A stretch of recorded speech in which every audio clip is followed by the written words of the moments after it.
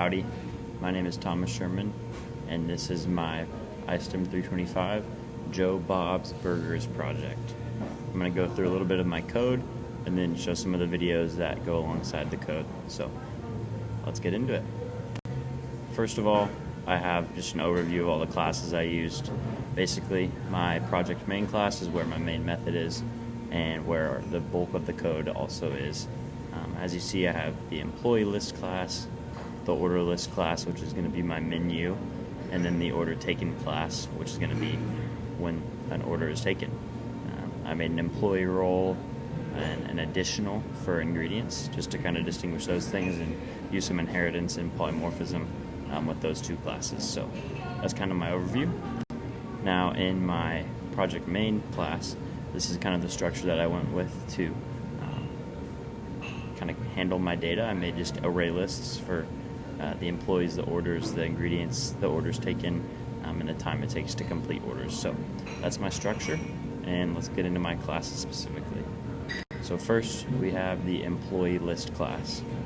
Basically, I created an employee list class with the employee first name, the employee last name, the ID, and I made this an abstract comparable class, and so that's why at the bottom we have this compared to and this comparator class right here, which basically just allows the inheritance and polymorphism to work. So other than that, we have our getters and setters for each one of these attributes, and then we have our toString and our toCSV. That'll be kind of the similar format for the other classes as well, but that's the employee list class. And now we have our order class, order list class, which is going to be basically our menu. And so in this one we have our recipe, our price, nutrition info, order ID, and menu item would be the name, so hamburger. toString is all that together, compared to, and then there's a comparator down there that's in my code as well. And so that's that. The constructor's up there. You can't kind of see the whole thing, but the screenshot wouldn't fit. So that's what we have right there. That just allows the order list class to be created, which is going to be, again, my menu. Going on to the ingredient list class, I kept it simple for ingredient lists and just made a name for the ingredient and the price. And so we have our getters and setters for those two right here. And then we have our string, toCSV. This is also going to be an abstract comparable class because I wanted to be able to denote which ingredients were going to be additional. So that's that class. Our order taken class is going to be very similar to the order list class, but basically it adds the line item ID, which will distinguish which order. Say you want a hamburger and a cheeseburger, well, they're both going to be in line item ID number 1, and so that just allows that to be tracked. And then getters and setters and toString and toCSV. This is not a comparable or an abstract class, so these are just your basic array list class.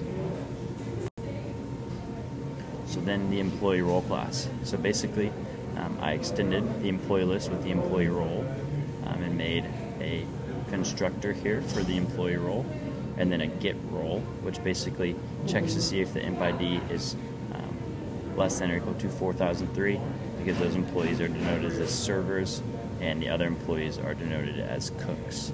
So there you go for that. Then we have our additional class, which is very similar to the employee role class with a constructor and a get additional. But basically, we're checking to see if the price is equal to 0, and if it is, then we return free, and if it's not, then it's going to be an additional cost. And then, second to last is our order time class.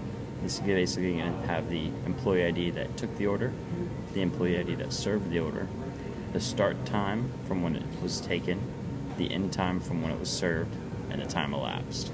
So these are all the getters and setters for that. And then the constructor just includes the start time, the employee ID that took the order, and the line item ID. And so basically, we would compute how long it took in another method. So we'll show that later.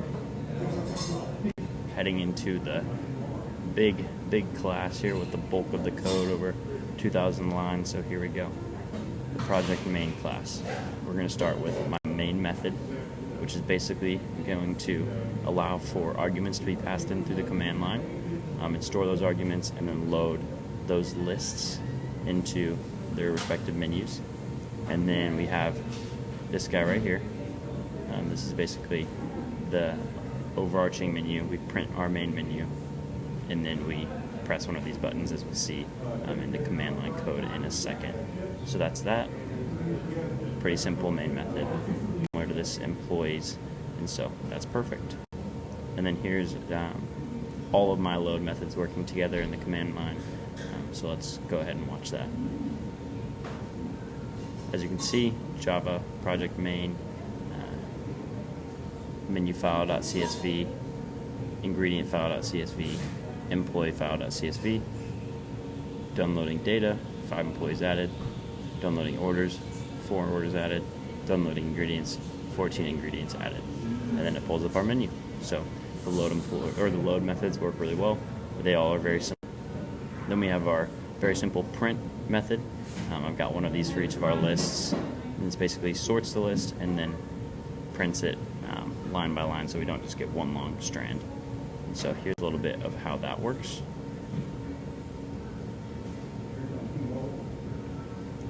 Go ahead and press 8. We print our employees, we print our ingredients, we print our menu items, and then since we haven't taken any orders yet, when we try to print that, it's nothing. But we're going to go ahead and add an order. So you enter your employee ID, check the menu. We'll go through this later. But then we're going back to print our orders taken. And as we can see, there you go. It prints the order that was taken. So that's how the print methods work, and they're super helpful. Now into our search method. So I have search employees by ID up here, search employees by first. I have a very similar structure for all the lists that we used, but I just screenshotted this so we could get a quick glimpse before we dive into the video. But basically, the system asks for the employee ID that we would like to find, or if we selected that we wanted to search by first name, it asks for the employee's first name that we would like to find. So then we have this for loop with a nested if statement. This basically is iterating through the list of the employees, and then if the input that we just typed in as the employee ID equals the specific employee ID at I, we found an employee. Here it is. Print out the employee info, or no employee was found with that entered ID. Very same structure for the by first. We ask for the first name. We take that input and we lowercase it and trim it just to make sure it's all clean. And then we say if the employee list .get at I .get inf name, so the first name, 2 lowercase, contains the selected FN. So that checks to make sure that the specific employee name matches the selected first name. And so then we print out the info for that, and then if there's not an employee, we say no employee found with the entered name. So that's our search method, and then as I said, these are very similar throughout the 3 lists that we have, and so we're going to go ahead and watch a video for what it looks like for all 3 of those to be searched. So I'm going to start by just clearing this out, and we're going to load in our project, and then we're going to start searching. So we're going to search employees first. We're going to search by ID. Look, there it is. Search by first name, Thomas, same deal. Exit, search order file, search by ID. There's our order, search by hamburger. There it is. Search by ingredient. We need to search by name or search by price. So we're going to search ketchup. There's ketchup's info. We're going to search by price. We see all the ones that have a 0, or if we want to see a specific, 1.5 is an onion ring. So we're going to go ahead and exit out of that, and that is kind of all that code in practice. I think it was very helpful that when you typed in 0.0, it didn't just pull up 1, it pulled up all of the ingredients that were not additional. So that's pretty cool. Going into the sort method. Here's our 3 sort methods. These are pretty simple. Basically, since we're using array lists, we can do collections.sort, and it just sorts the array list that we're working with. So that was super helpful. And here's the kind of the video of that running as well. I'm going to start by clearing out the previous calculations. Yep, there we go. Sort employees, your employees have been sorted. Sort orders, your orders have been sorted. Sort ingredients, your ingredient file has been sorted. So yeah, as I mentioned, super simple, super easy code, but let's make sure that the employee can sort everything that's necessary. Then getting into a little bit more tricky of the code, we have our add methods. Basically, this is going through and asking, please enter the menu item, the item ID, the item's recipe, the item's price, the item's nutrition info that you want to change or add. So this is for if the business wanted to add, say, Joe Bob is a big Aggie business, so say they wanted to add the Aggie burger to the menu, this is how they would do that. And so the code is as follows, which is being shown. Here it is. So we start by pressing 3. We want to add an employee. We say we want to add Bill Bob, who's got an employee ID of 4006. There's his name right there, Bill Bob. And then say we want to move into ingredients. Let's add mayo, and it's going to be free. And so there you go, we have mayo. Then we enter our menu item. Oh, I wanted to do a double burger, but I said Aggie burger instead. We're going to add an ID of,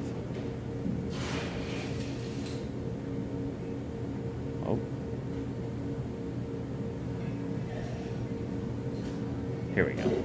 We're going to add our ID of 10. We're going to set the recipe that we want to have, Aggie Spirit, of course. And then we're going to say the price of $5, and that's it. Then we're going to add our nutrition info, 500 calories. We're going to go ahead and exit out of that. And there you go. That's how we add a menu item, an ingredient, or an employee. So next after that, we have our edit method. And so this basically is pretty repetitive for each list as well, but we basically wanted to be able to change every specific attribute of the class. And so we start with the ID of the employee. While not done, check if the ID equals, or we take the input in, we get the index of the ID from that set inp ID. And then we get the index, we turn done equals true, boom. So that basically gets the input and then resets it so that we don't have the old input or the old ID anymore. Same formula for the first name and the last name and for all the other edits we do. But we're going to go into the video of that right now, just going through editing each attribute of the classes.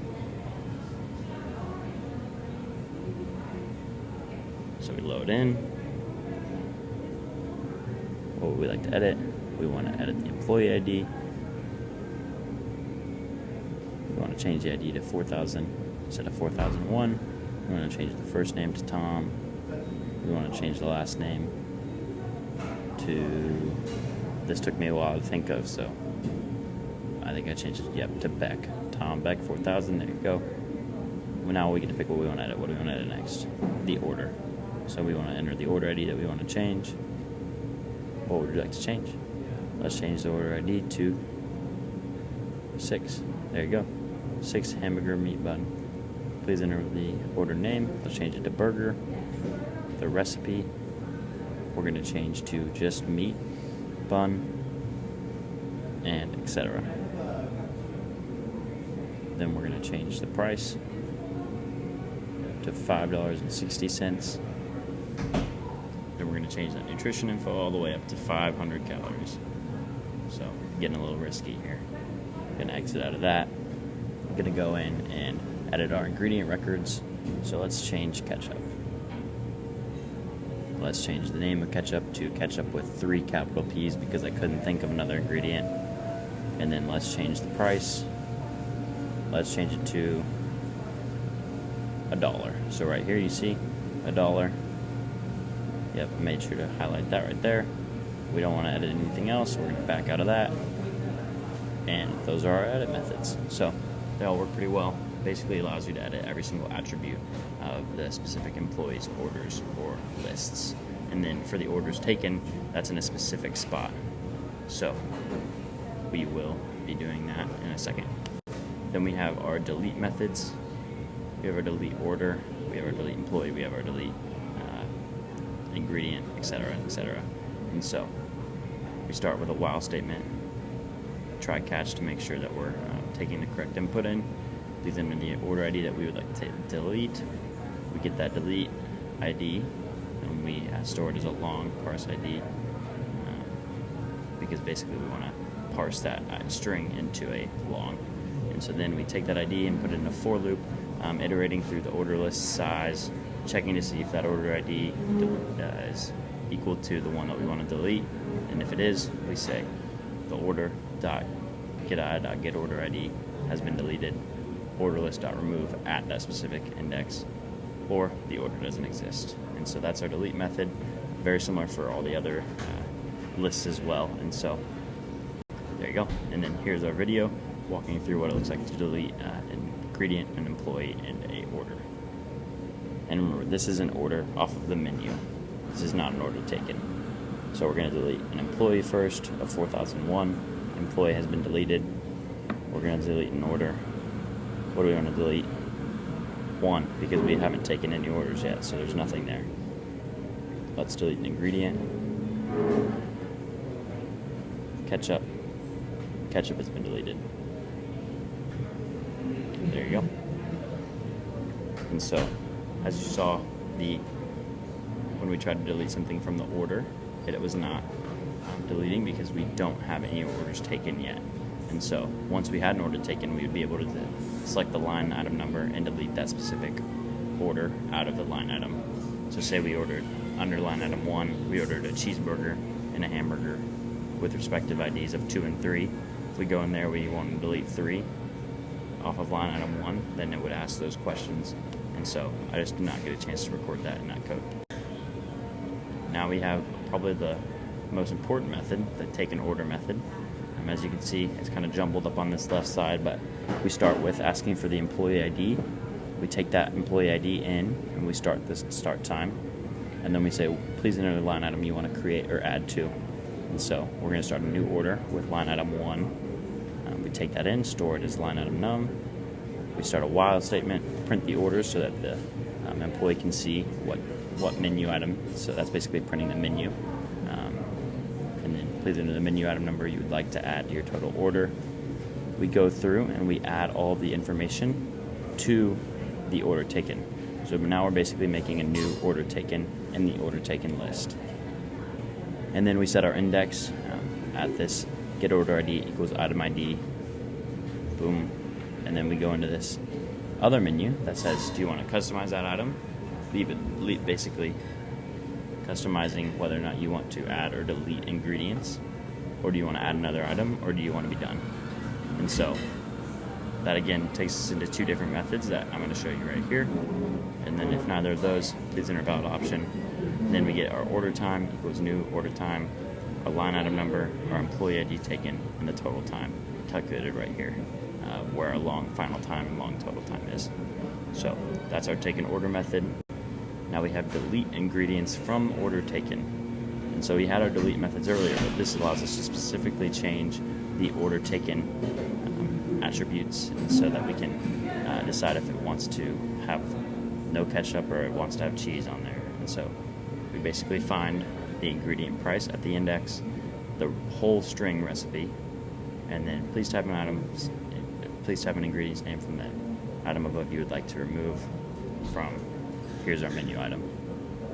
We get that input right here at iname. We trim that down.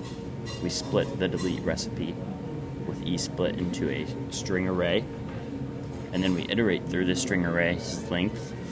And then if we find that at X, the content equals our input, we set that specific spot in the array to just a blank string. So then we have this little for if loop right here, or a for loop and then an if loop that allows us to just basically output the string as well. So we make another for loop, if dot equals string, delete recipe plus equals eSplit on P plus comma. So that allows the other recipe ingredients to remain there. So then we get our index, we set the recipe at what the delete recipe now is, which is going to be everything except for the one that we wanted to be deleted, and then we set the price to the ingredient price. So that's that. The ingredients on the order have been updated to include the delete recipe. Add ingredients is very similar. we start with the same idea of getting them in and storing them in a string array, and then we go through the ingredient list size, and then we go in through the recipe's length, and then we say if the ingredient list's name or the ingredient's name contains the values at J, so the values of the string array, then ingredient price plus equals T. So that allows us to increase the price if we add an item with an additional charge.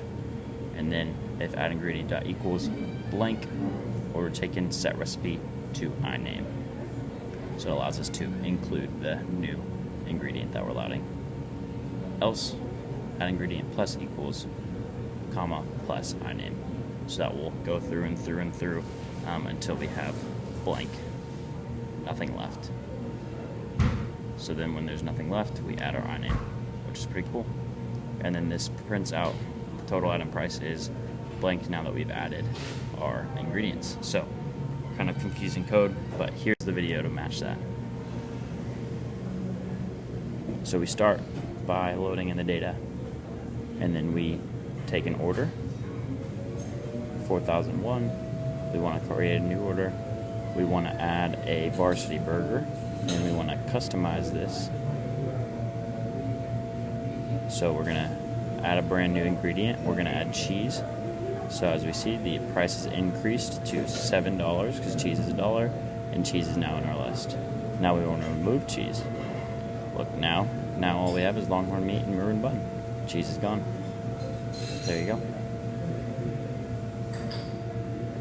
Now we're going to add another order to that same menu, or for that same item ID. So we're going to add, boom, there you go. So that basically showed the process of adding and deleting an ingredient from a custom order, and then just adding or customizing an order, and then adding a new order to basically an item ID, which is going to be a line item. So then this is our show order total method. This basically allows us to check the price of a specific order. So say I went and ordered 2 cheeseburgers, my item ID would be 1, and it would have an order ID of 3 for one of them and 4 for the other, because 3 is one burger, 4 is the other. So this basically goes through our whole order taking list, and then we check and see if the line item ID of that order taken equals our input here, and then we increase the price, and then we basically output which menu items are there. So here's a little video of that. I'm going to be adding 2 orders in and then outputting the price. So we start by taking an order. We go through, we make our line item 1, we add a cheeseburger, we add another item, same line item number, we add number 4, we exit, and then we go and we show 9, and then booyah, your order total for the following items is $13.50, double meat burger, varsity burger. Those are the 2 order items that we place an order on, and that's the total price. Last but not least is the save file method. This basically is going to allow us, this is the code for the save all method. So this will save every single ingredient when taken or when pressed, but we also have the individual save file methods as shown in this video right here. So as we can see, we press the save. We can save for each specific list or save all. It's going to ask us what we want to call our file. We're going to go through that for each single one, every single one of them. Basically making our trial files just to make sure they work. There's our ingredient file, trial file, and then finally we're going to do our order file, our orders taken file, and then lastly we're going to go through our entire file. So this will save every single file.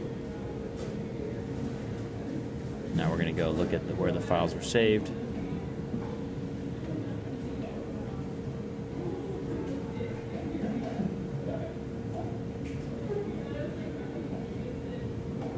I saved them into my project right there. As you can see, for the bottom 5 CSV files. We're going to go ahead and open up the employee trial and just make sure all the data is there. Yep, all there. All is good. Each employee is shown. And that is that. So that method was my final method of Joe Bob's Burgers. Thank you guys so much for watching this lengthy video and kind of walking through my code with me. I hope everything made a lot of sense and that you guys were able to see the intricacies into the project and how I think I really tackled the bulk of the requirements. And so thank you so much for watching again. And if you guys have any questions, please feel free to reach out to me directly or through Dr. G. So thanks so much, guys. Have a good one.